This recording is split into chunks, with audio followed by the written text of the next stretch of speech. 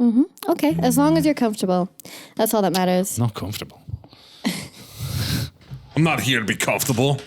I'm here to sweat. But are we ready to be some mutants? Yes. I think so.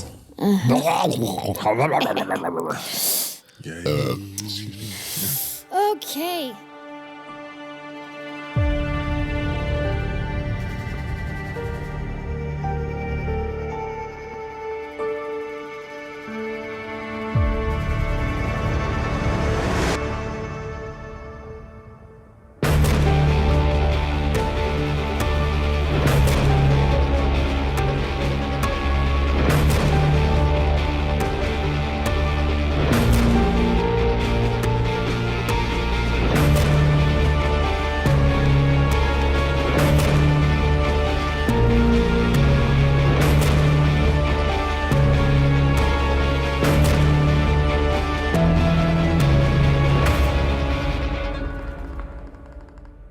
Hey everyone, and welcome back to the Tales of Podcast Mutant Year Zero. I'm Jan, your GM, and I am joined tonight by our wonderful cast and my good friends. Good evening, everybody. This is Patsy. Today I will be continuing to play Millicent Thunderchild, chronicler, agitator, appreciator of culture, and wasteland diplomat. She is now. And... Tark. Who's playing Tark? Tark. I'm Fabio and I'm playing Tark. I remember you playing Tark like an orc. I can't remember the last... I don't remember this character. No, you are the silent but deadly type. Well, he speaks in grunts. Yeah, he Gruntings. speaks, but he's not afraid to like lay down. Like No, he'll tell you what he thinks. yeah, exactly. Yeah, But not at length. No. No. Well, you know, why say many words when a few will suffice? He said in many words. And that voice is... Charles, hey, and I am playing the gearhead Zazmataz, also known as Zazzy, also known as Zaz. Whatever name he's running through this week. He's uncertain about it himself. He's still trying to find himself. He's definitely going to be looking for himself for a long time. So we're now heading into our second session of Mutant Year Zero. I don't know how it's working out. By now, you guys probably have figured out that our episodes can be a full session or half a session. But as it stands for us, the crew have finished their first expedition to visit the Pure Ones, and they are now heading back to the Ark with their treasure in tow. So I just wanted to quickly explain a little bit up top here about the mechanics of the Ark. So this game actually is not just about going through the zones of the ruined world and exploring them, which is all done by random table rolls, by the way. So a bit like OSR style. Would you say that? Is that OSR style? In that random tables are involved, absolutely. Yes. But it also has a second element, which is based in the development of the characters and, well, the PCs and the NPCs' home base, the Ark. These guys, their Ark is situated it's a floating Ark, which would be in the equivalent of today's Treptower Park in Berlin. And part of the mechanics is that they collect artifacts or do missions that will gain them items that will help them then do public works that will allow them to develop their Ark, increase the culture, the warfare, the food supply, this kind of thing, which they will need to continue to survive. I don't know if you guys remember, but the listeners who have listened to our Mouse Ritter episode may remember Mike making fun of me for my mouse game that I created. So actually, before I discovered Mutant Year Zero, I had an idea for a mouse game that I designed maybe 60% of the way, with the idea that you were all little mice that would go out into the world and you would explore different hexes, and they would be mostly randomly rolled, and then you would come back to a home base, like an old dilapidated mouse village that you were gradually trying to populate and build up. I love the idea of like having this illustration of the home base, and you gradually like peeled off the layers as you excavated or designed shops or buildings or other such stuff. But I couldn't quite figure out all of the mechanics to make it work, and I dropped it. And then a couple of years later, when I picked up Mutant Year Zero, I realized this is my mouse game. This is pretty much just like this is exactly the mechanics of the mouse game that I was trying to design. So it's definitely scratching an itch for me now. But I also feel like if I go on to create my mouse game now, it's just going to be a direct like carbon copy almost of Mutant Year Zero. Yeah, listeners, the next campaign will be Jan's mouse game. I'm looking forward to it. It's going to be called Mouse Year Mouse Zero. shitter. What? Mouse shitter. Yeah, with like a comma in between. Mouse kind of shit. I mean, I think only if Mike runs it though. I think everyone. I think the Mouse Ritter game is the most popular thing on the podcast right now. So see if we can get Mike back to GM. That's why we fired Mike. He will not be coming back. Who's hogging the spotlight too much. Yeah, absolutely. Agreed. So yeah, just before we dive in, one last thing to also want to cover up top. The PCs get XP at the end of every session, but we cut it out because it didn't sound particularly interesting. I got 2. You got 2 XP, Charles? got 3. You got 3 XP? got What 3. did you get, Patsy? I think I got 1. You got 1. So whenever the PCs get 5 XP, they can then get a new talent, or they can upgrade one of their skills. We will discuss up top of every session. Well, it might not be every episode, but whenever we start a new session, we'll discuss it up top so that we can keep the listeners informed of any developments to our PCs. I also got some underwear. Oh, you did? You found some red heart boxers. Yep, and a strange mitten. A very big, fat, strange mitten. Are the boxers now the flag of our beautiful ship? That is what you wanted to have. It's I remember. boxes and boxes, indeed. Yes, it Well- works. It works on levels, because one is it's a box of mitten. So, There was a giant duck. There was that, yeah. do you not remember the giant It's duck, more Charles? of a giant swan, I would say. Or was it a crow? Yeah, I gotta say, I was imagining a slightly cooler bird. I don't know about you you guys. know, now that I think about it, it was kind of an 20 asshole, like a foot mallard. goose. Oh, you're So I think talking it was about the a giant trash hawk. goose. Yes. Oh, it was a trash hawk. The trash hawk, yeah. All right, okay. But I do like the idea now, retroactively turn it into just like one of those big yellow rubber duckies. Yeah. Which Tark we- killed the duck. Yes. Yes. He got the killing blow, didn't he? Yep. Yeah, I think so. Killing shot. So yeah, long story short, while my character was having a terrible time doing diplomacy, you guys managed to you make were yourself, great. you managed to make yourself more useful by killing the duck that had been bothering them, thus putting us on better footing. They've now not only let us live, but let us leave some of our people behind. The gearhead, what was her name? Lambda? Yes. And I think we found some artifacts or something in the duck's nest. You did find Like a Is that what the magazine. pants were? You did find some stuff. Yeah. Do you remember what Unfortunately, you found? I've just realized that I brought the wrong notebook, so I don't know what any and of it was. Grit the. Hold on. With the enforcer, yeah. Let's do the artifacts because they're kind of important. All right. So there was the magazine. There was a lifestyle magazine that Nelma then basically took off you and pocketed it. Nelma works for Boss Briston, who is an artifact collector.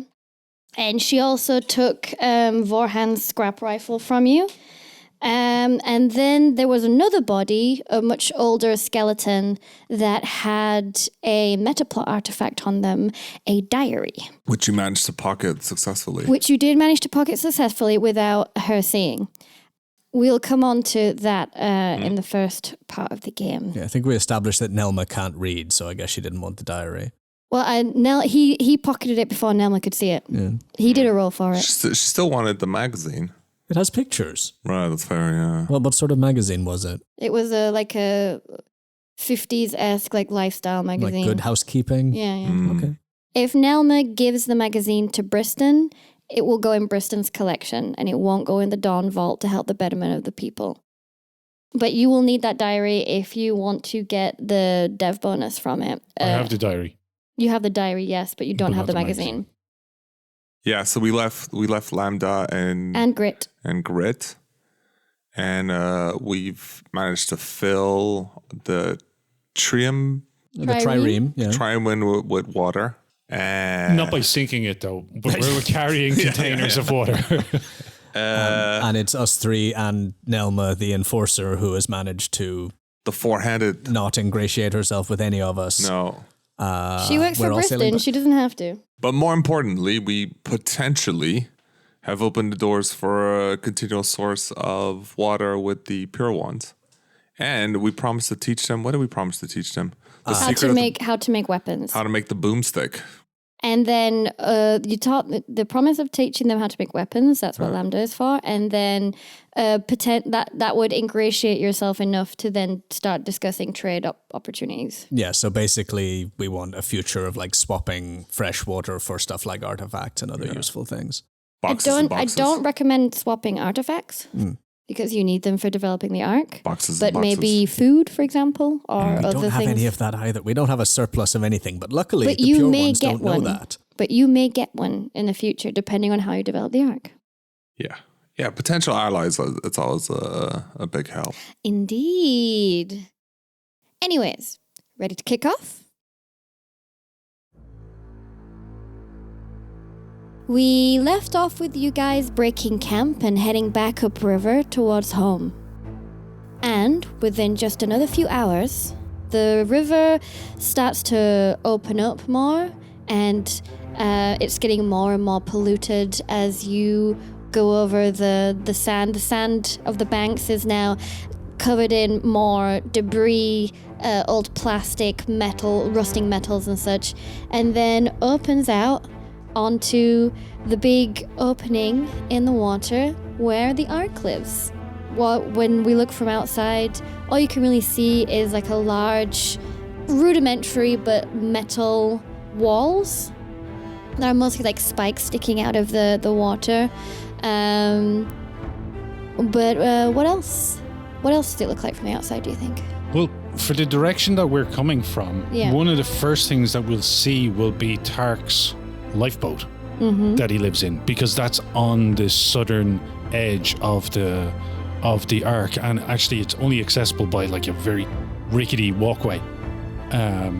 So that's the first thing we're going to see as we approach. But then beyond that, yes, it's just like a mishmash of boats that have been dragged together and lashed together and had like sheds carried over from allotments on the mainland and like just transported and sat on top of like what were once like yachts and stuff. Not big yachts, like little sailing boats. Like Yeah, river boats, I guess. yeah. Right now there's like people living on the river right there, not in this sort of setup, but in nice boats that all look really nice and cute. Yes.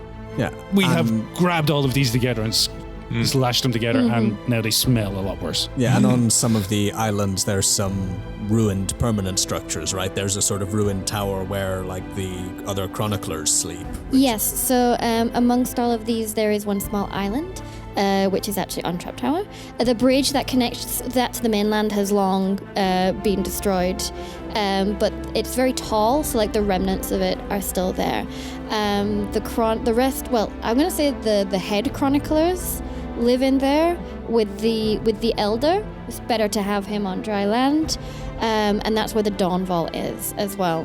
I think the other chroniclers, there's like a couple of those like really long tour boats. With all my idea was that all the chairs been taken out and there's just like rows and rows of hammocks, and the other lower level chroniclers live on there. I salute the tower proudly from atop the pile of water on the boat as my companions pull me down the river, and I feel like Queen Cleopatra. It's also on a zigzag bend.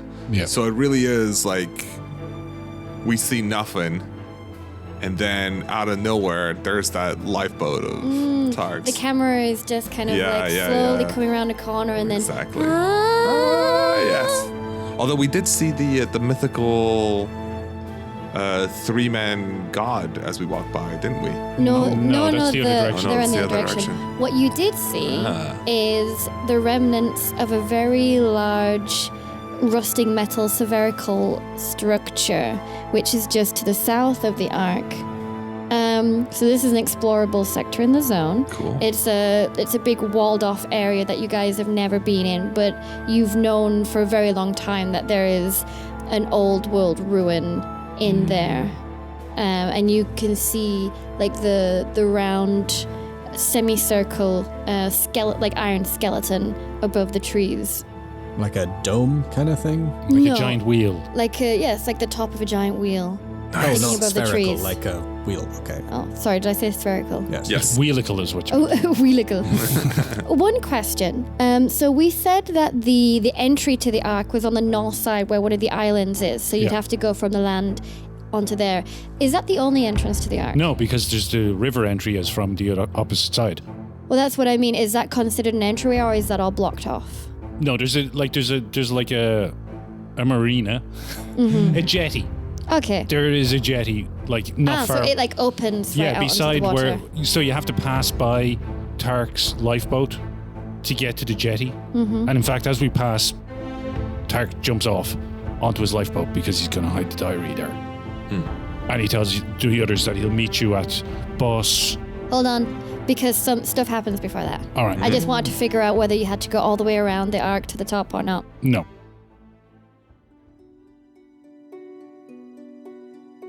So as you come into view, you do have people that have been stand guard on the walls. You notice that there's less people than usual, but someone does spot you, and they start waving a flag, and then they look down. I wave the pants. Yes, they look down. They realize it's you guys, and they start shouting into the camp. Oh, we still have to go by the land route because we're walking. We're dragging it along. Yeah. Shall we say that we found extra pieces and we turned it into like a full boat? You can say that otherwise we you row. don't- You could say that you row the rest of the way. Yeah. Yeah. We've been adding to it the whole journey. You're in the lake section where it opens up, so the current's not that strong. So you row the rest of the way. So it's more a 5 ream by this point.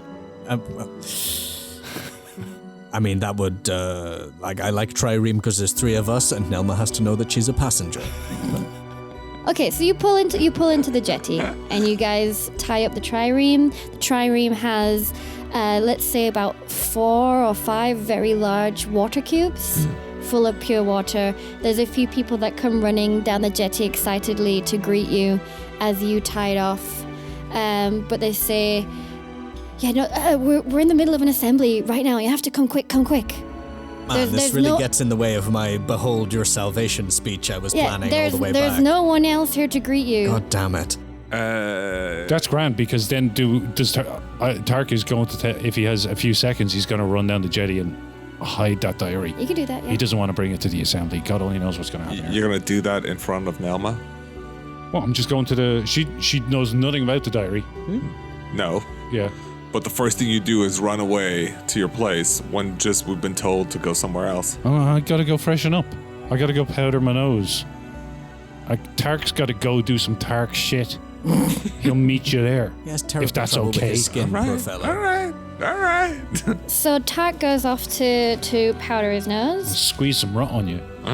and the rest of you head towards the assembly point. I want to make sure the water is Yes. secured. Are the guards on the dock, are they generally to be trusted, with what to do with extremely valuable stuff that's just come in? Who's to say? I mean, what do I think? You as a chronicler, I don't know. Are you generally do you generally think the best of everyone? Not Or really. Not everybody in the Ark is under a boss. So there are just general people who don't have a particular role and they don't work for bosses. Yeah, but in a community of 200 people, is the assumption that we trust each other with valuable resources, or should I watch this water like a hawk? You may need to watch it. I mean, it's so heavy, it's not going to disappear. But everyone in the Ark is starving and dying of thirst. So Yeah, I'm gonna stay and guard the water unless you want to. You can go to the assembly. Oh, am I the only one representing our party at the Certainly assembly? looks that way. Oh, Well, Well, welcome to the world of diplomacy, Zazie. wow. Well, I'm sure I'll do a better job than anybody else, so yes, I accept it. Thank you. Yes, yeah. All right. You head off towards the General Assembly point. And as you go, you start hearing lots of murmuring. A background rumble getting louder and louder as you get closer. There's a huge crowd of people gathered around the meeting point. And as you get closer, do you edge your way in, or can you see from the outside of what's going on, do you think?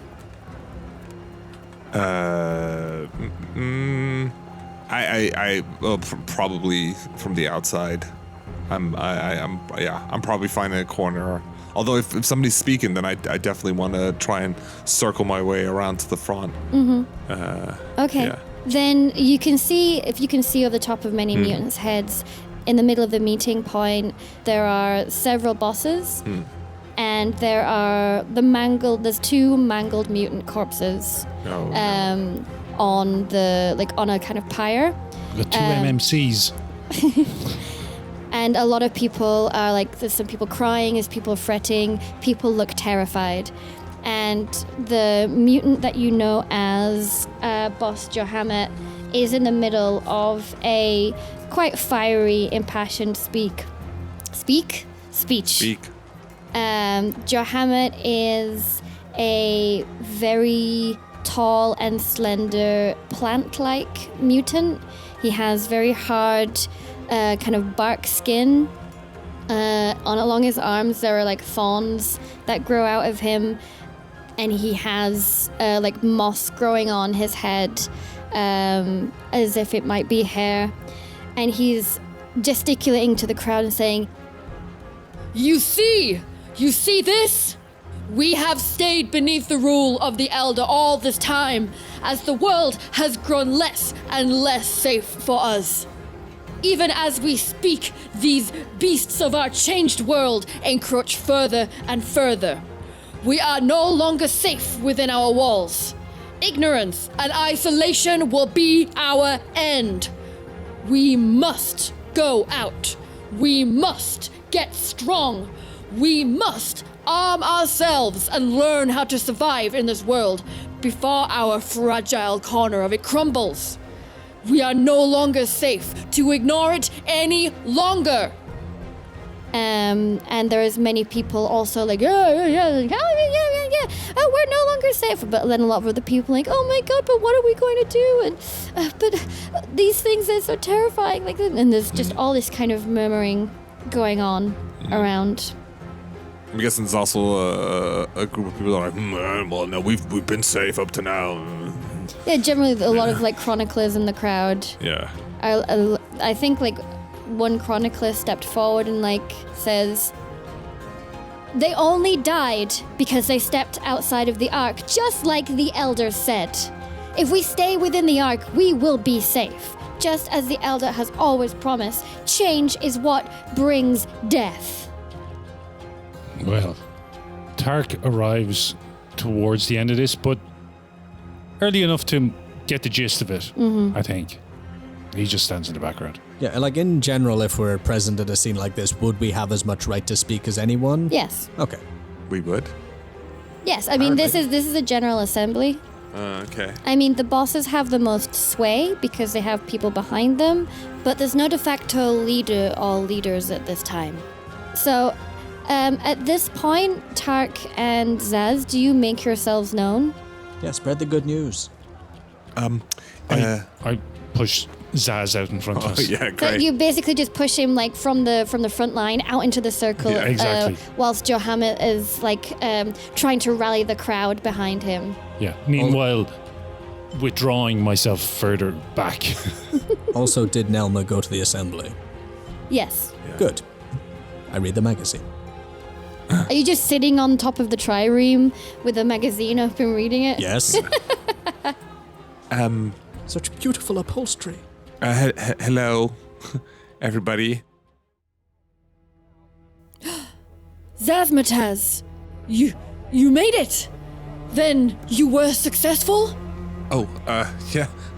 Oh, well. He lets you go again and he like clasps your face in his big barky hands. And he's like, Where are the others? Did they also make it? What is the fate of the first expedition? Yeah.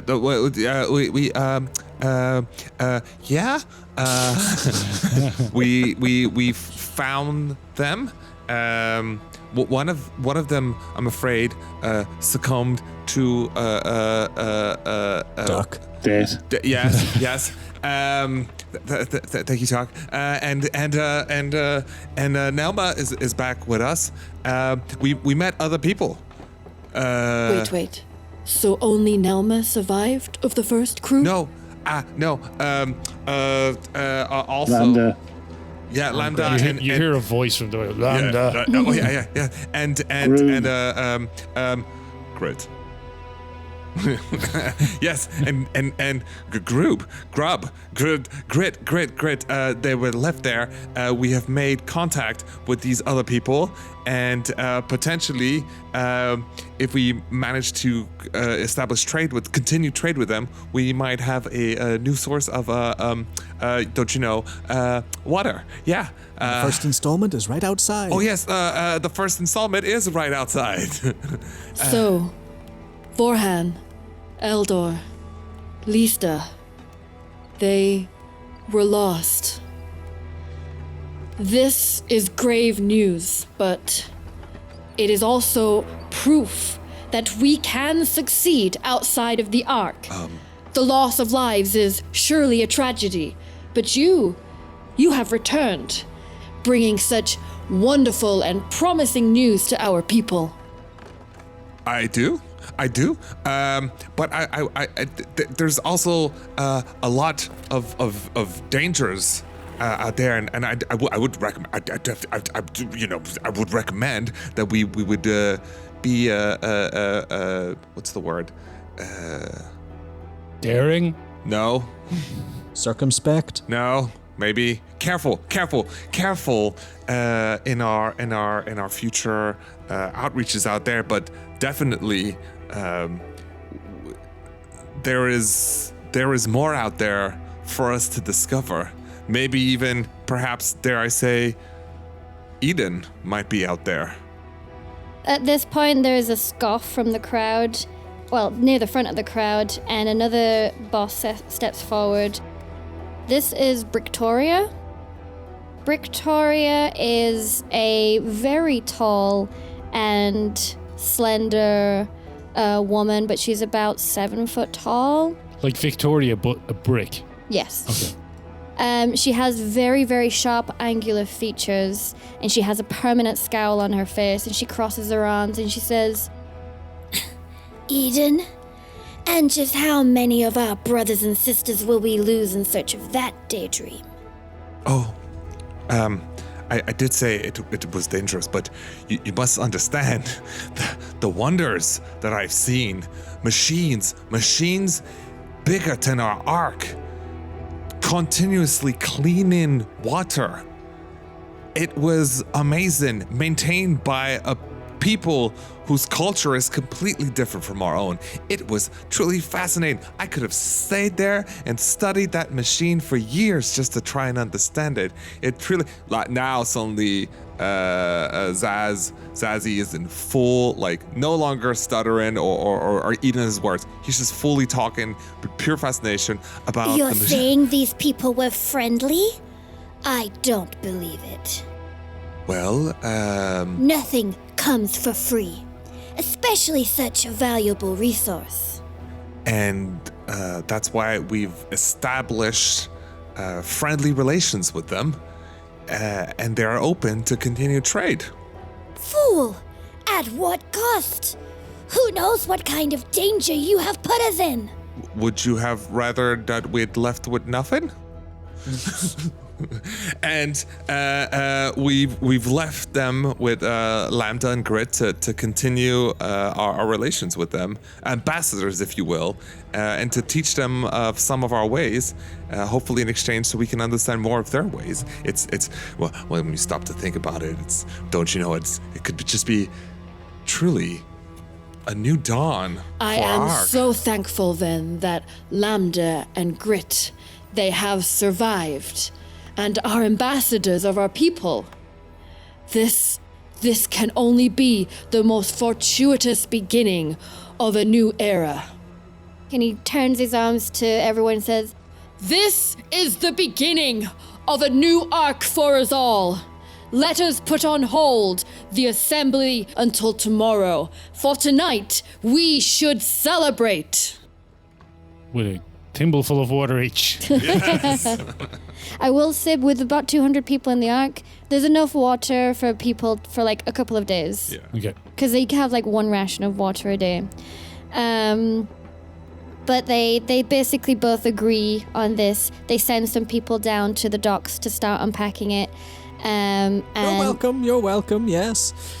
And they then take you guys aside just to explain to you what's been going on.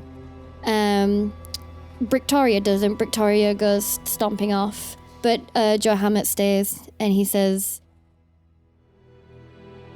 You bring us the most wonderful news, but it is on the heels of a terrible tragedy.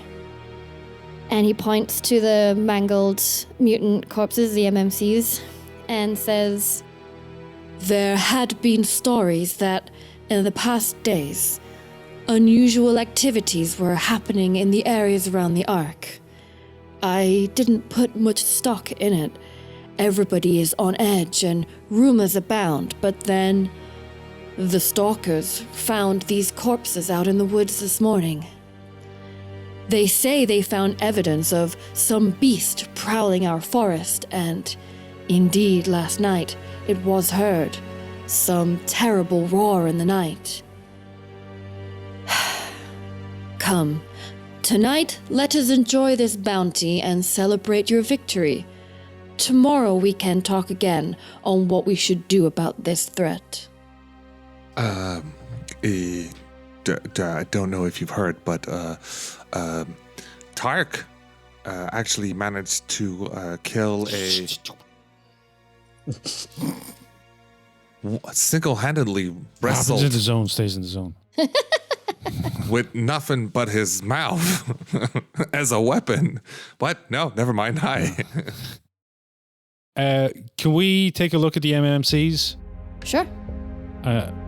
and examine their wounds and so on? And see if we can recognize any signs of a creature that maybe I've seen or heard of. You will have to do a roll for know Can the I zone. ask Millicent to, Aid with a heal check? or do the heal check with my aid?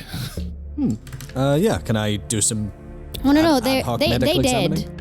Oh, yeah. No, that's what I don't want to do, like an examination. Like an autopsy. I would say if you're trying to figure out creatures, like what the attack is, it would be a know the zone. Okay, fair enough. That I can do.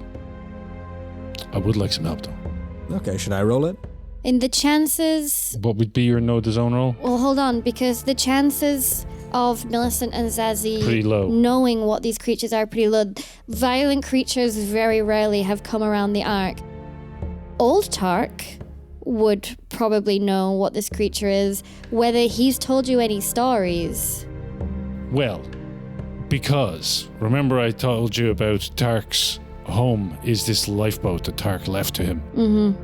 Inside of that, Tark was quite the artist, and the walls are covered in the creatures that he saw and places that he had seen, so that New Tark has the ability to at least make out like he has these levels of knowledge. Mm-hmm. So he doesn't know what they are or what they sound like or how they move, but he has seen drawings of them, Okay. of different creatures. I'll say that you do know the zone, and one of the guys can help you in just like logic.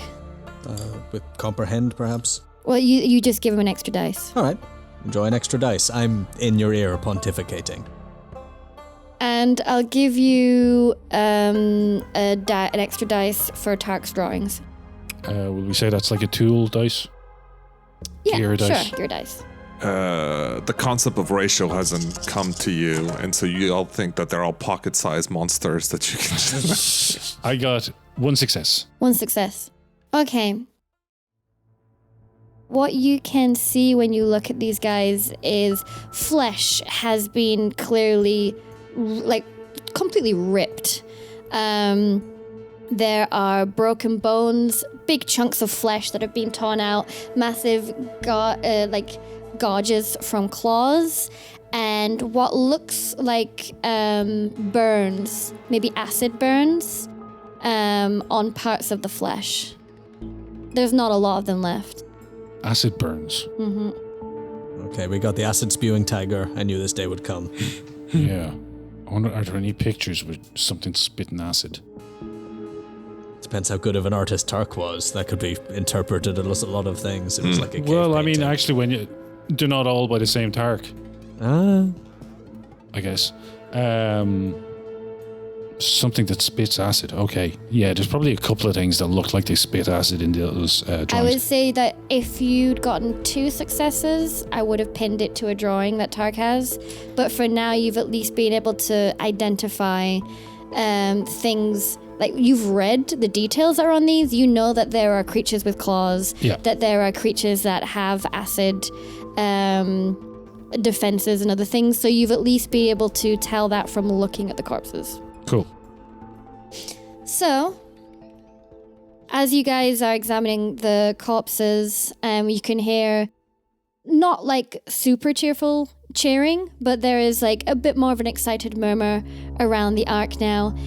Some of the water is being dished out. It is primarily staying under the watch of Joe Hammett and Brictoria, though. They've moved it into their storerooms. And they've posted guards out the front. And then the majority of people of the Ark come back to the assembly point, where they put the corpses on a boat. They walk it to the jetty, and they give it a Viking-esque funeral where they set the corpses on fire and send it down the river. In the triumph. But they better not. Yeah, I was gonna say. No. And there is a mournful kind of singing as the raft heads down the river.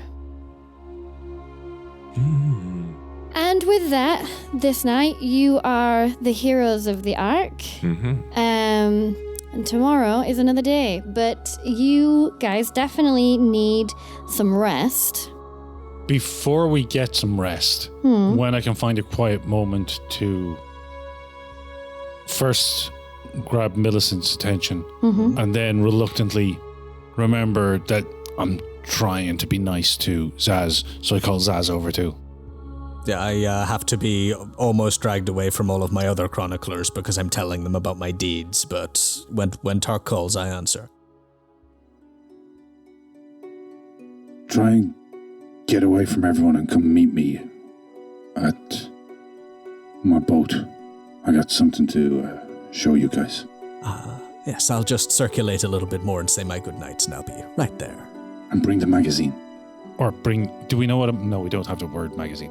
Bring the artifact, the artifact. thing. Bring the paper artifact. Yeah, she I think you pats her understand messenger the bag. concept of like pictures. Yeah, color. bring the picture book. Yep. Okay. This is a big day for Zazmataz. Yeah. Who's always wanted to have some sort of recognition from people. He's helped with a heist or a theft, I guess. And an act of diplomacy, dear right. boy. And on top of that, he had to speak in front of everybody, and he suddenly applauded as a hero, and people have come to say good job. And then he started talking, and then people left. But wow. He's saying to Millicent as they're walking down the jetty towards. She's nodding understandingly. Yeah. Well, when you get to the walkway that leads to Tark's lifeboat, you've definitely never seen anyone except Tark walk down this walkway. Yeah. And it's rickety as shit. Like it is terrifying, and it's dark, and there's a lot of holes in it. and the water below. So I'm walking on all fours, is what you're telling me. Probably. Yeah, you don't get a lot of visitors and you like it that way. Yeah, and while there might be light coming from the rest of the ark behind you, it's just darkness here, except for a single flame in one of the small portholes of the lifeboat. Is your part of the dock just like a string bridge or something? Pretty much, yeah. Oh, I love it. With like some rotted planks. Yeah. Stepping ways, yeah. Yeah. After you, Zazie. Oh no, I do insist. Yeah. Well, all right. Do try and fall. Should I give you my torch just for this?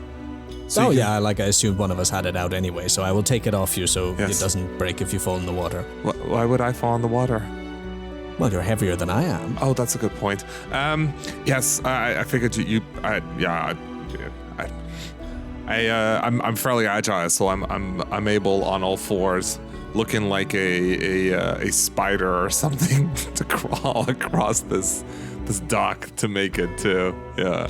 No, having assured myself that it's not a death trap, I try to walk over in a dignified fashion with my messenger bag and its valuable cargo clutched to my chest. Excellent. Thank you. The flashlight. Yes. Oh, of course. Just as you're getting towards the lifeboat, the door cracks open on it and slowly and silently opens, and there's a little bit of light inside. And then you see this terrifying visage of Tark's face with his gas mask on, but his white skin through the perspex visor. Yeah, not a good thing to see in the sudden white flash of a flashlight, right? Yeah. No. And you're probably terrified. He steps out and he makes a big deal of inviting you in. And as I said, inside, it's covered in drawings. Wow. And there's a bench with a blanket on it. It's obviously his bed, and then there's Do you think Tark has ever had somebody else in his lifeboat? No, this is the first time he's... This Tark. Tark, yeah. Probably any Tark. No, Millicent gasps appreciatively at all of the art and is going to ask a lot of questions about it. This is the first time he's bringing anyone in. So it's a pretty big deal. Yeah, it looks like... Well, I mean, they don't know. To them, it looks like a filthy hovel. To Tark, it looks like he has cleaned it. It's spotless. He's lit his candle. And as they come in, he places this kind of... like a glass circle with kind of crystalline shape. And as he puts it over, that tiny little light kind of expands and... Oh, I love it. Shines, illuminates the whole place. And so that the drawings of the animals are kind of look like they're dancing or moving. And he invites you in, and you notice that there are 3 cups and a little pot, and he has made you tea. Aww. It tastes like river water, but it is tea. It's not like we're used to better. No, it's seaweed tea, and it's pretty great. My dear Tark, this is amazing. Did you make all these yourself? I've got to take some notes. You're a bit of an artist, I see things. Oh, you're talking about the drawings. I thought you were talking about the tea. Huh. Come in, sit down, close the door. Take out the picture book. He brought the picture book. Now wait till you see this. There's a whole section on good places to go on holiday. I don't know what holiday is, but I'd love to go on it. And turns to a faded picture of a sort of Ibiza beach. Do you see that? That's Eden right there. It certainly looks like Eden. And there's a suitable amount of oohs and ahs for every single page that you go through. A quick question there, though. If you guys mention Eden, what do your characters think of Eden? What are the rumors about Eden that your characters believe in? I think it is essentially a mythical, allegorical concept representing oneness with reality. So, I don't think of it as a place, but I think of it as a state of perfection to which society could be elevated, but also to which one's own self could be elevated. My attempts to explain this to anyone have not gone well. Well, no, of course not, because Eden is a place filled with technology, and it is a place where any gearhead is elevated to the state of knowing all things. Millicent flips to a full-page advert of a family car. It says something like this. Whoa! That contraption is great. It's almost like a boat, but on land.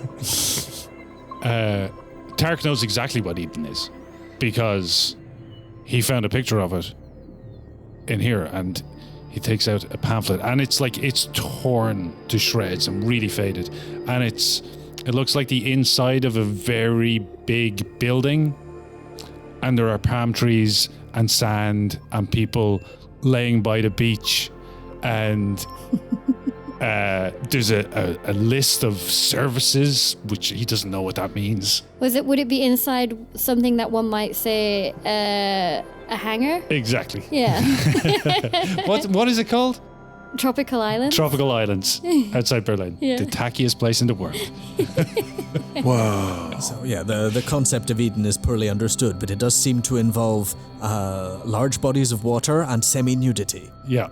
There's a lot of bikinis going on. Also, one thing in that, the pictures in the book are all humans, and you're all mutated humanoids. What do you think about the non-mutated humans? They're elders, aren't they? Yes, they're pictures of the ancient ones. They were so smooth. Just flipping through, sort of Millicent looks at all of the bathing sunglassed beauties, and for possibly the first time in her life considers her own strange withered potato-shaped body and feels a pang of an unfamiliar emotion. And wonders if any of the others have ever thought she's pretty. They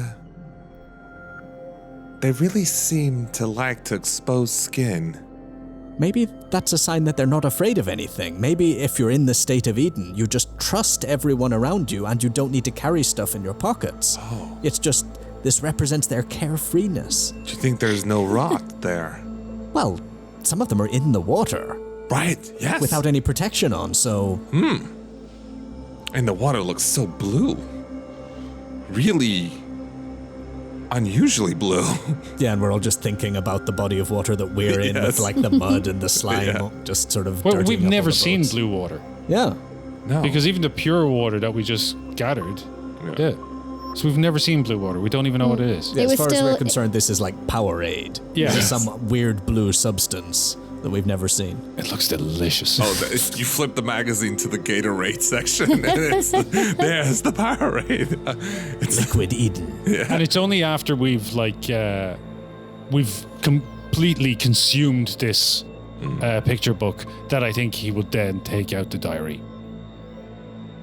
Ah, what have we here? I found this in the trash hole. Trash monkey. That comes In the trash hawk nest. In the trash hole nest. Melissa, can you read this? Well, what's it like? Is it like a leather-bound book? Is it like an exercise book from a school? So it's very weathered. I'd say that it's leather bound, but it's all very, very crinkled. As you open the pages, they've had a lot of water damage. So it's like very stiff when you open it, and they're very ruffled. You can see that there was originally lines ruled on the paper, and in a lot of places, the ink has been washed away. And other pages, it's just really, really smeared. So you can't really make out too much. But there is a page in the back as you're flipping through that is folded up that has been ripped out and falls down. And after the conversation you guys just had, I'm not going to make you roll comprehend. I'm just going to give it to you. Yeah, and I think Millicent would probably dramatically read anything she finds. Oh, this is interesting. November 14th. I left the Ark like a thief in the night. I had no other choice. They would never understand why I had to leave them. They must fend for themselves now. I have to get back to Eden. November the 17th. I have walked through the zone for 3 days. I think zone ghouls or something worse are stalking me. Am I on the right path? Can't remember the way. I have to find a lookout point somewhere. November 18th. Was it right to leave my post?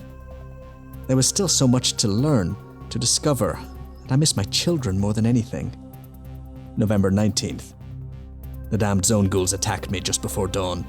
Only my insomnia saved my life. All food and water is gone. The key card to Eden as well.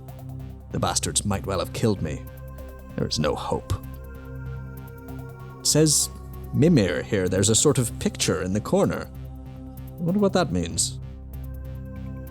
Do I know what November is? What do you think? Do you think that they use the calendar days? I think they probably just use spring, summer. Well, yeah, like I feel like if you at any point lose track of the months, you're never going to regain track of them by yourself. So it's probably just wet season, hot season, freezing season. And does this look old, or does it just look like it's been a bit battered and like rained on and stuff? It looks pretty old. So Tark and Zaz can't read this, but you can, of course, see the illustration. Have I ever seen something like that before? No. I'm gonna draw it in I have a little notebook hidden in my raincoat. Mm-hmm. Key card to Eden? Could it be so simple? The possession of a totem, fetish, or artifact would just lead one to Eden? We have to find out who wrote this. If they come from the Ark, perhaps the symbol is from the Ark? So you found this on a humanoid skeleton, quite an old-looking one that has been very heavily picked apart in the nest. And we've never encountered any other enclaves of survivors like us because we've never gone anywhere. No. Would we assume that this arc means our arc? Yes. Very likely. Oh. I mean, very likely you could maybe at this point be like, if you assume that the woman in the nest, well, okay, it was a woman, but if the person in the nest, would you assume it was a human or would you assume it was a mutant? This person is saying, get back to Eden. Another elder, maybe. They had many children. Like the elder. Yeah. I don't know if we should tell anyone about this, but I think the elder needs to know. Okay. I could see if I could secure an audience. I usually go and change his bedpans in the morning. I could see if I could get a moment of his time. But we shouldn't tell anyone else, right? No, this is... Just for your awareness, you would know that it is very unlikely that you would ever get an audience with the elder because he's mostly senile. And the head chroniclers take care of his day-to-day. Oh, really? I thought it was my job to do some minor servicing as a chronicler. Yes, his chambers maybe, and the Dawn Vault. But chroniclers, which is something I want to touch on next, that we didn't talk for the audience about archetypes or /roles. But chroniclers are more about recording the histories of the people and the learnings, but they're the closest with the elder. The elder used to take care of all of you when you were little children. He would bounce you on his knee and he taught you everything that you know about the world. But as he got older and more frail, he stopped leaving his quarters and then became really infirm and needed help. And since he went senile, he very rarely leaves his rooms now. So if I ever wanted access to him outside, sweeping his quarters every so often, I would probably need to talk to someone someone between me and him, is what you mean. Okay. Would Millicent be able to look through the Dawn Vault? Yes, she would. Maybe look for that symbol. I also take it down in my little notebook. We have found a very important secret, but if Elmo ever finds out, Elmo and her boss. Melmo? Nelma. Nelma. Nelma works for Briston. I've also got a Nelma here. Ooh, I like it. What? Nelma works for... Boss Briston. Who there's didn't appear at the Boss Briston meeting, was not so there. We're not sure what their position is. I will make a giant diagram to hang on the wall of the ARC's social structure for next session. What do you think was meant by the key card? That's a good point. I probably don't know I know what a key is and what a card is. And I know what a card is. A key shaped like a card, or a card that operates as a key? That sounds more credible. No. Don't.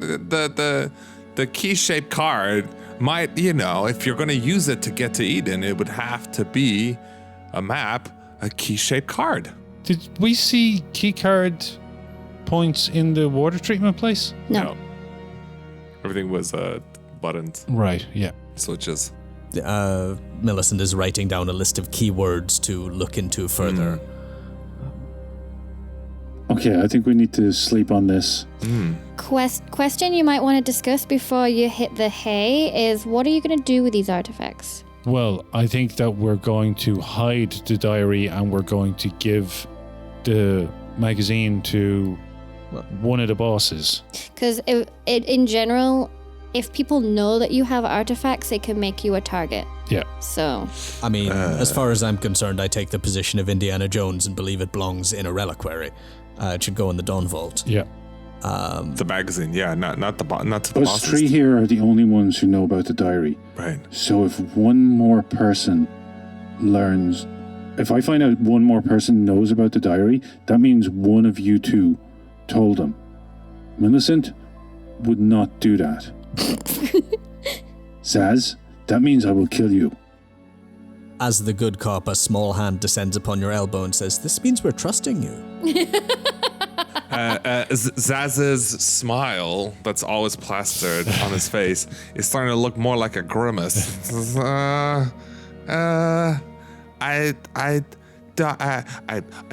wouldn't even know who to say. I will disappear you and no one will ever miss you.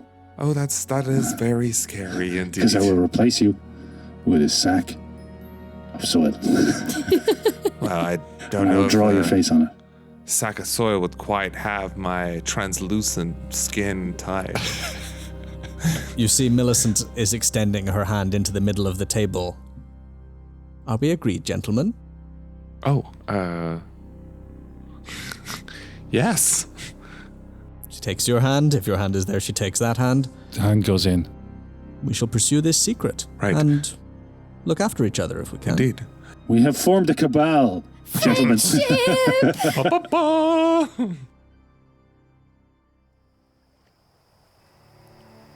So, let's say that you guys start to head back to your respective dens.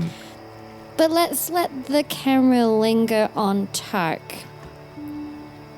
They leave. You hear their footsteps leave down the jetty, and you're left now just with the water lapping on the lifeboat, the flickering of the light across Tark's drawings, and this new knowledge that you've gained.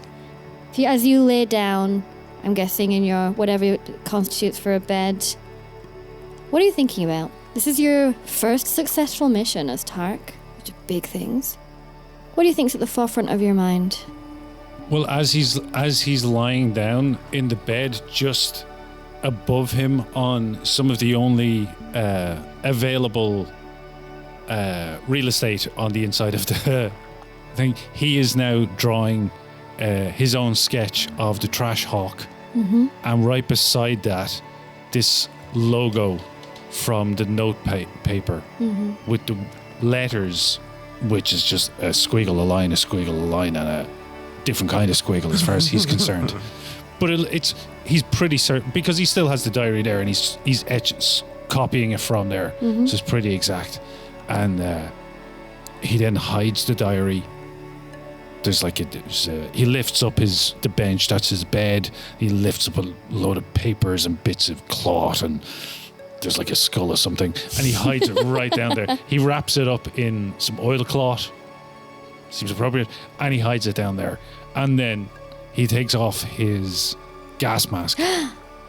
But is it like one of those like shots where we just see from the back of his head, like Darth Vader style, or do we actually like see his face? You see the back of his head, and like there's patchy hair and very pale skin, and then you see his hand drawing this thing, and then the last thing we'll see before the light goes out is just like this kind of horrific grin, which is trying very hard to smile and be happy with itself, because it really feels like it is Tark now. Nice.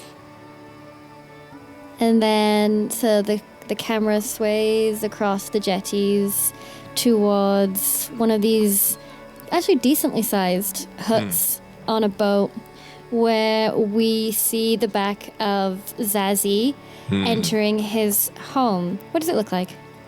I'm trying to think how I would describe a houseboat. It's just been like, it's a house on a boat. It's like one of those allotment shacks, right? I think that's what Fabio said. Yeah.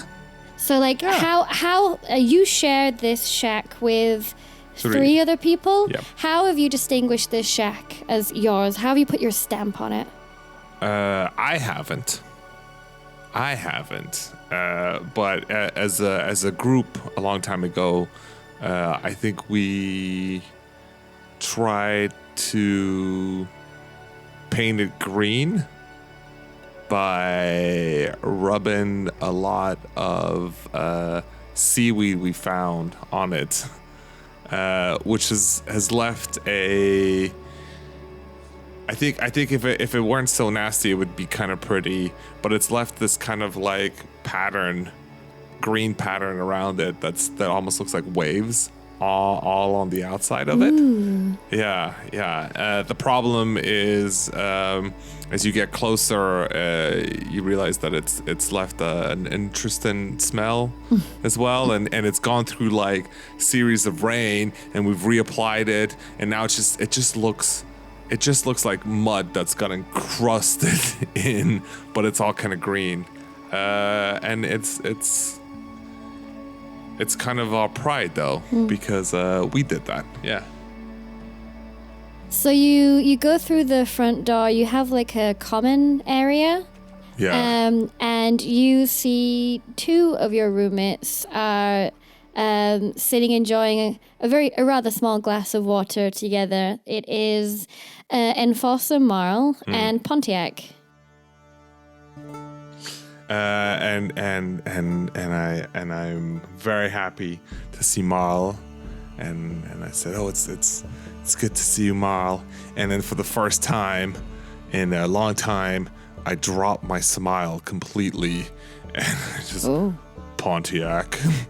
Marl gets up and he's got a kind of big cheery smile on his face, and he's like, Hey, my man Zaz, you did it!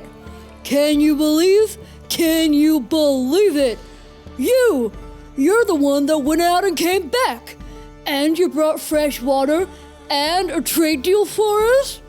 and he gives you a massive slap on the back. I know.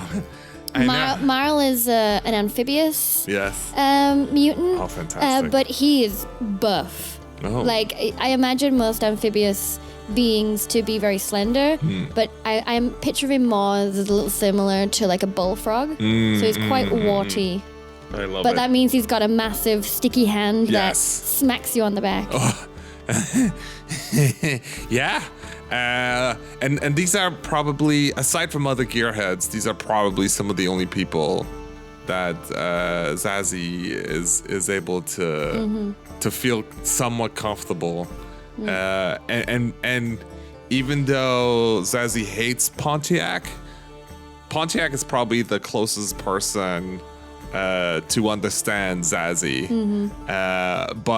But Zazie has an incredible love for Marl, and Marl is incredibly receptive to Zazie. So it's home. Well, Zaz. Gonna be getting yourself a rep now, huh? And the smile drops again. Pontiac, you wouldn't even come to imagine all of the things I've seen. Yeah. Maybe I should be jealous, huh? I would if I were you, actually. Ha! Guess I better be stepping up my game then, huh? Well, it's about time. It's never too late for you to pretend to be good at anything. Huh. He comes and smacks you on the other shoulder, and he's like, Always gotta have their last word, huh? It's surprisingly good to see you, actually. You did good, man. You did good today. I did. This is big, yo. This is something. Yeah. I'm gonna hit the hay, but I'm glad you made it back alive. I'm glad that you're okay. and Zazie, you're Zazie. Yeah. And also Marl has a glass of water for you. Yeah. And like he puts his arm around you and takes you out onto the deck. Yeah. So the two of you sit, drink your water Yeah. out on the deck, looking across the water and up at the stars. In silence for a little bit. And then after a while, smacks his lips, looking at the stars, and he says, So, do you think Eden really exists? Oh, I know it does.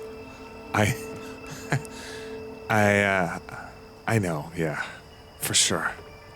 After what happened today, man, it's just filled me with so much more belief in the future, you know? I know, anything could happen. We might have a real future, don't you know? and then he gives an awkward cough, and he looks over at you and he's like, But I ran into Nelma after you got back. She said that, you guys found some stuff while you were there, and, Bristol's gonna want that. Are you talking about these? And I pull out, I guess the mittens, since Millicent has run off with my boxers. They're on the trireme, all right? It brings honor to all of us. Yes, it's true. This? Whoa! What is that? he snatches it from you and he's just like rapidly Yeah. turning it around in his fingers like, Oh my god, what is this? Did the ancients have such weird hands? Right. Like, what? I think the point of it is for you to practice strengthening your hand, because if you slide your hand in and you try and squeeze, it's really hard to make a fist. Marl tries to get his giant webbed hand Yes. in it and it does not work. He looks a little bit disappointed. He hands it back and he says, Look, man, you know I care about you. Of course. But they're gonna be raking me over the coals tomorrow. They know we keep together, man, so just be on the lookout, huh? 'Cause Nelma knows you came back with stuff, and some of the stuff that she was carrying is gone. What stuff would that be? She didn't tell me, man. I just caught it while she was talking with Briston. You know I don't like the man and his policies, but I don't really have much of a choice. Marl, I know that you've sacrificed a lot to make sure that all of us in our house has been safe. If Pontiac and I have been able to figure out anything and become better as gearheads, it's only thanks to you. I promise to do as much as I can to not get you any trouble. That's big of you, man. Big of you to say. Well, you're not just saying that because I'm tall, right? Of course not, man. For real, though. I don't know how long I'll be able to protect you guys, you know? Just be careful. That's all I'm saying. Yeah? I hear that, but don't you know? I think I'm starting to do some real big important stuff coming up in the days to come. he stands up and as he's walking by, like puts his hand on your shoulder and says, I hope that you and I and all of us live long enough for that to be so. and he heads to bed. I think Zaz is just gonna lay back on top and look at the stars and grin at themselves. Yeah. This has been a success as well for Zaz. And the camera swooshes over to where Millicent is. Millicent, where are you? Okay, you say the chroniclers, the junior chroniclers, are in like a boat moored like just below the tower? Yes. Okay, yeah, she's gonna climb her way up the little entrance ladder with her little bag of her personal effects over her shoulder. Is anyone up?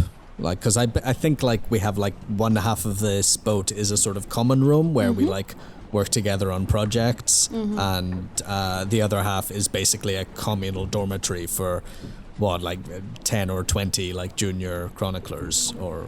Yes, that's pretty much what I imagine. Sorry, what was the name of your rival again? Davine. Davine, that's it. So you walk up the plank to the boat, and the first thing that you notice is that the stuff that you own and your bunk has been moved. Oh, has it now? And it's pretty much like just at the entrance to the boat, where it would probably be noisiest. And the bunk above it is Davine's stuff. This disrespect will not stand. Is everyone asleep? Most people, yeah. Davine is not. Davine is sitting up in her hammock with like a little light, and is looking over some stuff. Do you have an idea what she looks like, or should I describe her? Why don't you describe her? I sort of the opposite of me in some ways. She's also sort of small and not very physically impressive, but she's like narrow. She's got like sort of pinched cheeks, looks like a starving Victorian orphan, and has like sort of like this long straight hair that she sort of peers suspiciously out of at all times.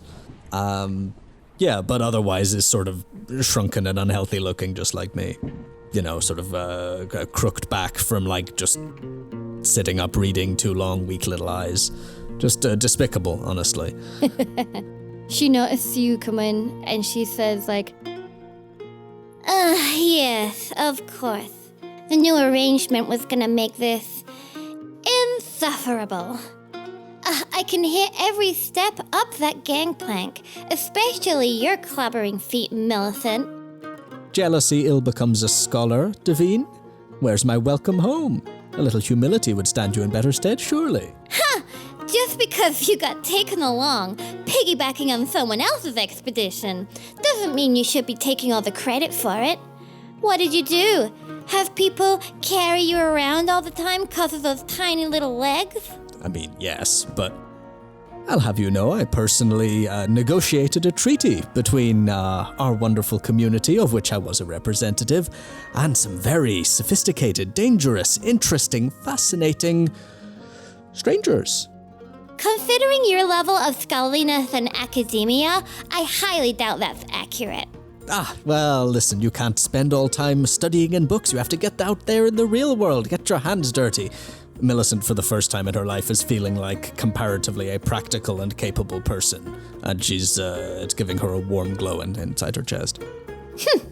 Well, it's not like it's put you in any higher standing with the other chroniclers, since we've both been relegated to the end bunks. and at this point you hear various voices of, shh, go to bed, god damn it, shut up you two. Yeah, I imagine we're like, the idea of being slightly woken up by the two small idiots arguing is not new for any of the other chroniclers. Doesn't seem like a time to assert my authority. So, with my snub and snuffly nose directed towards the ceiling and a posture of moral superiority, I'm going to get in my newly inferior bunk. And just as you're about to do that, you hear from the island, there's like some crashing and thudding. And then you hear windows being thrown open, and you hear the voice of the elder. Jeremiah! Jeremiah! You have cursed us with your hubris! What have you done? Mimir, why have you forsaken us? Schwanzlacher! Schwanzlacher! And then, you hear this mumbling as clearly some chroniclers are trying to wrangle the elder back into the room, and there's more crashing and smashing as they close the windows. I'm guessing that's not new either. It's becoming more frequent. Mimir. Okay, I take that down in my little book with the light from the window before I go to bed. Considering that the job of the chroniclers is to write down the histories of the people, are you writing anything in your chronicle? The chronicle of my trip? Yeah, I mean, I would assume, there's no light in here. I might stay up a little longer once the hateful Devine has gone to bed, and I can hear her snoring. I might tiptoe back out to write a little account in the common room. Emphasizing the important social and political movements which my every action represented, and that of my brave and competent companions. I do not mention Nelma. Nelma will be erased from the histories. Except insofar as she was a member of the previous failed, less ideologically pure expedition. It's less of a practical account and more of a sort of philosophical treatise on the difference between failure and success in the wasteland. And with that, the night closes on the Ark. Nice. And Jan is going to have a pee and get this cat some snacks.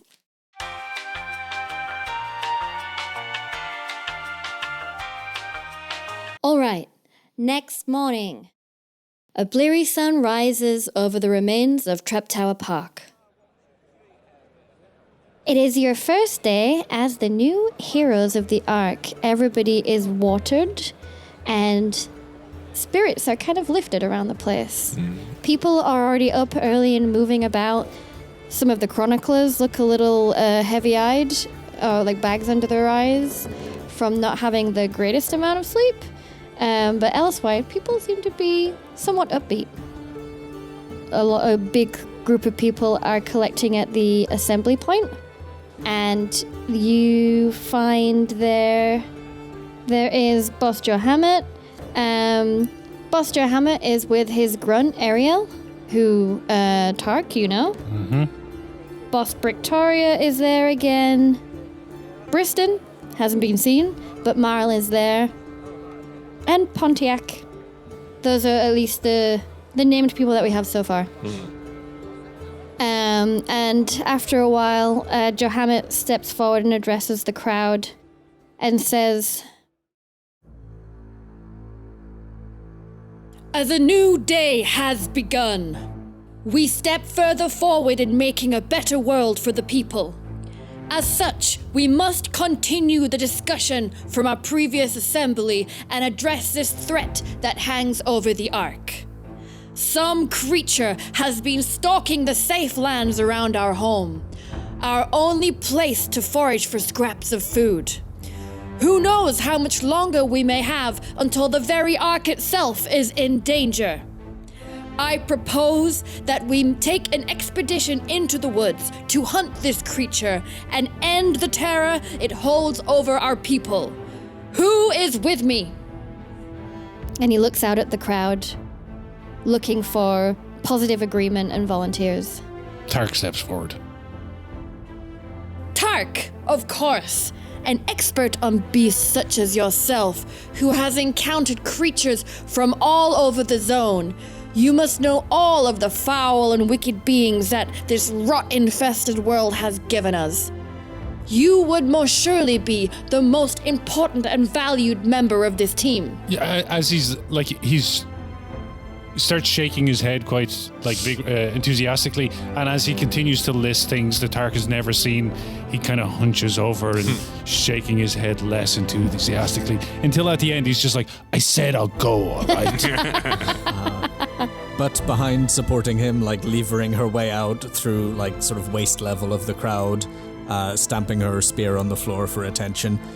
Well, you see, my friends, to deal with a threat, one must understand it. We shall no longer quail in ignorance from that which threatens us, but rather become its masters.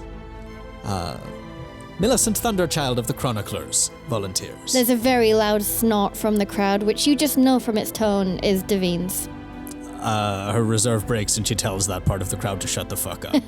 And Tark straightens up and immediately tries to find who made such a disrespectful noise. Yes, whilst you guys are deciding, Joe Hammett steps forward when Millicent steps forward with a very large smile, and he gets down on one knee and he says, You are surely a role model for all chroniclers with your bravery.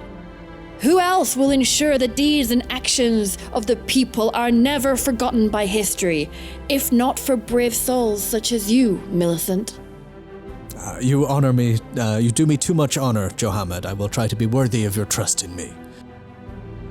There's a moment of calculation going through Zazi's mind as he's realizing that his two companions, from which he's formed unlikely bonds, are going away, and he goes, I better go too. I volunteer? Maybe? Millicent might be enough. All right, Zaz. So a couple of questions about this, because we also generally do assemblies zoomed out as the people themselves and not individual characters, but for the sake of narrative, this hunting party was always going to happen this way. First of all, would you like to have any additional NPCs to go with you on this mission? What NPCs would you like? We can create them together. And secondly, do you want to propose any other works to be done in the Ark at this assembly? Yes. I think we should bring Gunter the Hunter with us. He's real good at hunting stuff. Would you say he's a dog handler? Yes. Uh-huh. Him and his old dog, Albert. Gunter and Albert. Do you want me to make a Gunter the Hunter? Yeah, I was just gonna say, if I get the mutations table, 1 second, so we can see what he looks like. You can roll D66 here. The stats I'll take from the standard NPC blocks. Can I roll one for Davine while we're at it? Yes, of course you can. Sorry, I didn't specify what does it. Some of the named NPCs, I haven't defined what kind of mutations they have. I figured we'd wait till it comes up. But the bosses I've all rolled for. Nice. What's Bricktoria got? Bricktoria has the Mind Terror mutation. Ooh. Oh, this is good. Gunter the Hunter got 13, Corpse Eater. Oh, very fitting. He's not that good at hunting. He is better at eating his hunting companions. Sorry, what? Surely most of the creatures you eat will be corpses at the time. What does that specifically refer to? Is it like just corpses he finds lying around, just immunity to, parasites? So. Oh yeah. So your metabolism is abnormally robust as well as your jaws and teeth. Yeah, he can just eat raw meat. Even days after the sorry. Like raw meat generally has some kind of rot infestation, so you have to cook it. So basically a corpse eater can eat anything that's got rot infested in it and can inflict damage with a very long bite. Biting people. Mm-hmm. Did you roll for Davine? Is it Davine or Divine? It's Davine. Okay. You just have to roll a D66. Oh, it's a 26. 26 is luminescence. What? Another one? So that's what she was using to read with last night. Oh, which really helps the sort of broken Victorian doll look I was imagining. Like she's so sort of pale and tuberculotic that she just glows like a cave mushroom. Do we look alike? Maybe. Yeah. So we have a dog handler, Gunter and Albert. Any other NPCs that you'd like to go with you? I mean, part of me wants to dare Davine to come along in order to shame her publicly, but I feel like that could go very badly wrong. Yeah, she's probably not gonna be so easily swayed. Yeah, but I want her to say no so that I can then look braver and more proactive by comparison. Maybe won't push my luck that just yet. There's also named NPCs. Marl is chill. Yep. But, how loyal is he to Briston? I'm prepared to find out. As loyal as it keeps him alive. Pretty much, yeah. Yeah. He's covered Pontiac and Zazzy's asses in the past. Right. But unless it's gonna get him wound up dead, then Yeah. That's true. Yeah, the basis of diplomacy is balancing favors. I think if we have one of Briston's enforcers who hates us and another one that quite likes us, it behooves us to develop that relationship. We should. But the one that hates us. So to make the one that likes us hate us. No, we have to make him like us more. Oh, So So that we have an ally within that camp, Right, rather than yeah. a block that is turned against us en masse. yes. So at this point, Marl is going to step forward, and then Victoria puts her arm in front of him as he's about to step into the crowd, and she pushes forward Enforcer Jonats. Your nuts. Okay, we've had You're gonna need some real muscle if you want to make it back here alive. I tried to make eye contact with boss Johammett. And I feel in Tark's head he is pleading with his eyes, and he is expressing this very eloquently through eye contact with Johammett. Eye contact with Johammett does not realize has been made, and Because it's through a mask. yeah, and not only that, but the visor is too dirty to see anything through it from the other side. So yeah, it's just a gas masked person staring at him. But he's really, really fucking angry. Listen, we've had one bad enforcer and met a good enforcer. Maybe this is our third lucky enforcer. I'm not sure what Tark thinks about that. But I don't know if anybody knows Tark's history with Jonats. No, they don't. So, Don't worry, we will have plenty of muscle. I shall also bring Ariel. and his grunt Ariel is sitting behind him, who Tark is also familiar with. What do we know Yeah. about Ariel? Ariel is good people. I can work with that. I'll catch Marl's eye and say, we'll bring you back something nice, dear fellow.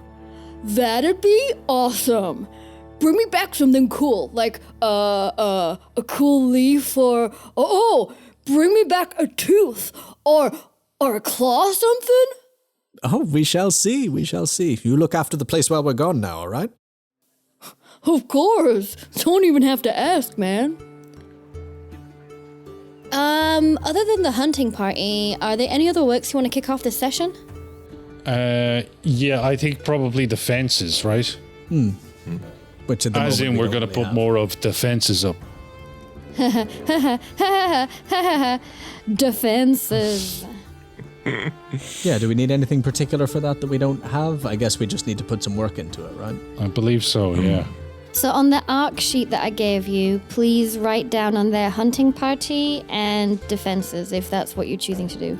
All right, and as we discussed, this hunting party is not merely this specific one we're going on, but a culture of getting food by hunting going forward, Yes. yeah. Nice. So everybody agrees that, especially after these attacks on the people nearby, it's maybe a sign that beings from the zone may be migrating south. So it would be a good idea to improve your defenses. No, we shall not shiver in fear of the wild shall rather shiver in fear of us. And you are also tasked with bringing back scrap from the woods to help build up the defenses. Cool. And should I roll at this point, or do you want me to do that later? How many work points is the hunting party? 1 by the number of PCs, so 3. 3. So all 3 of you are going to participate, so all 3 of you can roll to see how many work points you generate. You can roll either endure or shoot. All right. Yeah, no successes. Okay. Also no successes. Oof. You can use your gear dice as well. Okay, well in that case I get 2 successes. Oh. So Nice one. there is still 1 work point remaining, but this adventure as a hunting party with this thing threatening the Ark will still play out as normal. Yeah. Cool. It just means that there has to be at least 1 more successful roll and scene of you guys going out hunting for that to then become part of the dev bonus. And Johanna is also coming on the expedition with you too. Oh. He's coming with us. Yes. Yeah, he's dirtying his hands because he's a leader. He's a father to his men. He's the one who suggested the hunting party. Fair enough. I love this guy. Initially, it just said on my sheet that I love this guy and think he's a wise leader, but he's still growing on me. I mean, he seems like a nice guy, but he does have a tendency to whip people up with his very fiery speeches. That will only make Millicent approve of him more. He's a master of rhetoric. You can see that he's got a mind like a steel trap. That is what leaders are made of. Can someone roll me a mutation for Jonetz? 11. Acid spit. Nice. Ooh. Oh, he killed those guys. Someone That spit makes acid on sense, yeah. that piece of crap, Jonas. The plot thickens.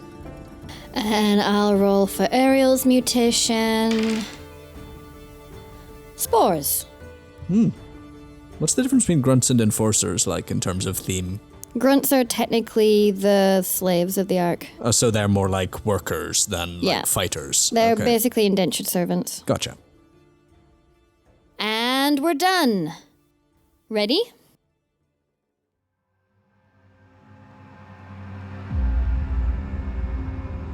So, you head down one of the makeshift gangplanks.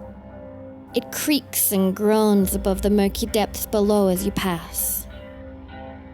We see you standing together before the dark, looming and tangled wilderness of green-brown marshland that surrounds the Ark. Your only safe haven. Barely any of the morning rays permeate the gloom. And as you ready yourselves, there is a low, grumbling moan on the wind. And scene. Love it. Love it. Thank you, that was awesome. Well mutated. Well, mutanted.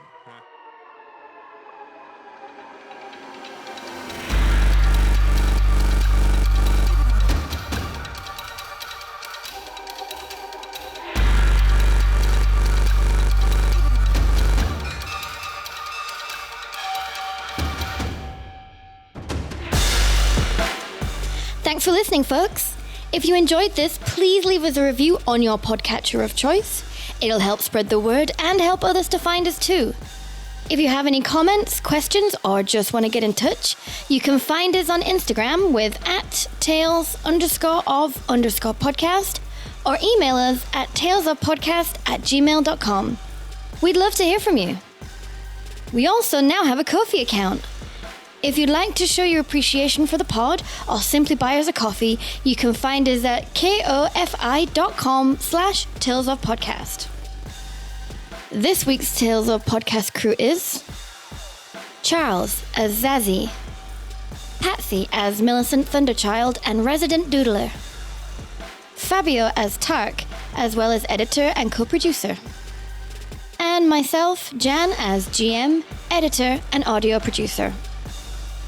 All music and sound effects used with permission and may have been edited or modified for use. Details and links can be found in the show notes. See you next episode!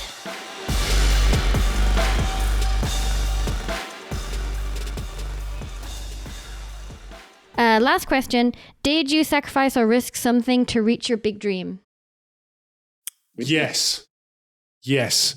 Because my big dream is to find Eden. And I risked a lot to steal that diary, which has given us a mention of Eden.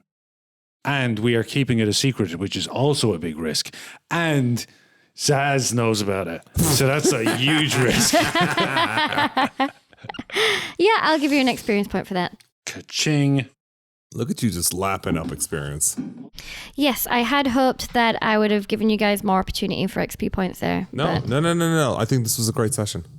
The scene with you guys in Tark's boat was so sweet. Yeah. Well, that's it coming together. That's destiny in action. But I also liked how we all ended up in bed kind of like happy at our success, like celebrating our successes from the last session. Yeah. I thought that was unintentional, but like it all happened that way, and I thought that was really cool too. Also, I think Tark's devotion to and fondness of Millicent makes me want to play her as a character who has more definite qualities than anyone would like.